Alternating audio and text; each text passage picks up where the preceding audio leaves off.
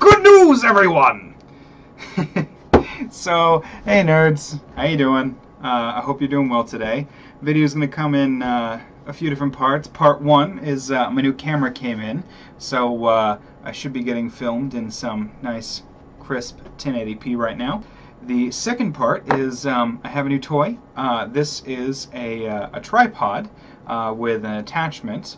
The tripod itself can attach to the new web camera that I got, which is pretty awesome, but the attachment actually goes for my phone, which means that I can now film almost anywhere. The legs of the tripod can bend in almost any way that you could want to, so they can wrap and mount and hold the camera steady, whether it be a smartphone, I just got a text from Twitter, or a regular camera that you would mount to it. So that's gonna be some fun, which means that I could film at my desk,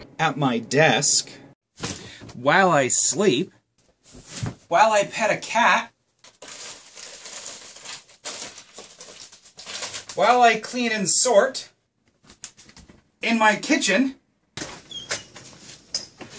on my porch, in the yard, in the car, in my old bedroom.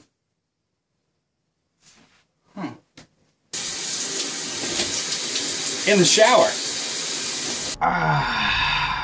Feels much better.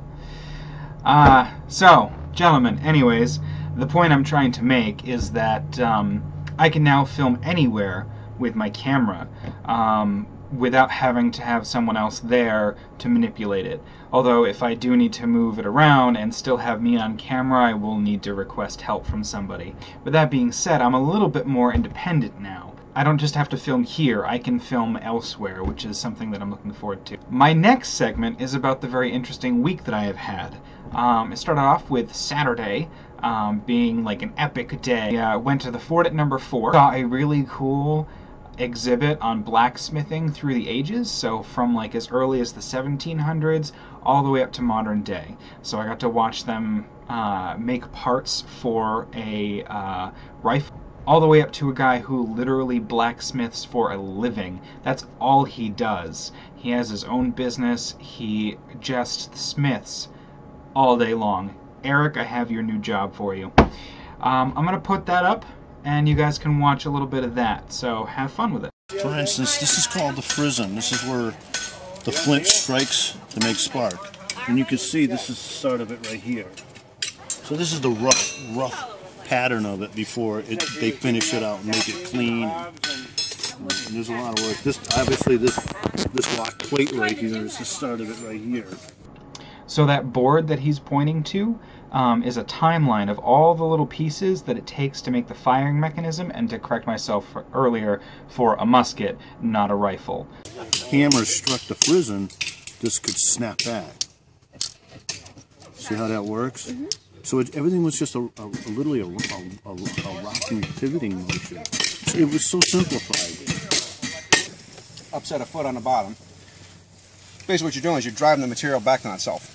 It gets fat. It's like taking Play-Doh and squishing it into a ball. I'm going to punch in a hole there, and actually that hole is punched with removing no material. Really? How do you do that? Chisel. With a punch. You take one of these, take something like this. Okay. And you go through from one side, flip it over, you go through from the other side. And it's just pushing it out of the way? Yeah. Oh, okay, cool. You're still cutting the material, but you're pushing it out of the way. Very hard. It's a lot of fun. It's all about volume displacement. You know, we're not adding to or taking away, we're just moving it. It's basically like playing with Play-Doh at 2,000 degrees. That's it. It's a fun way to play with your Play-Doh is what it is.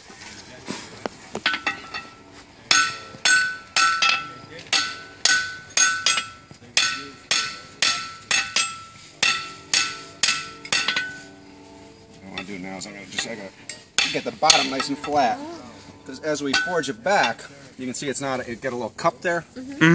Yeah, I see, yeah. That's from the action of driving it back on itself. So what I did was I beat on the top of it, and that'll drive the outside edges down and flatten that foot out so the thing will sit square. You can see now, you see how it's a lot smaller? Yeah.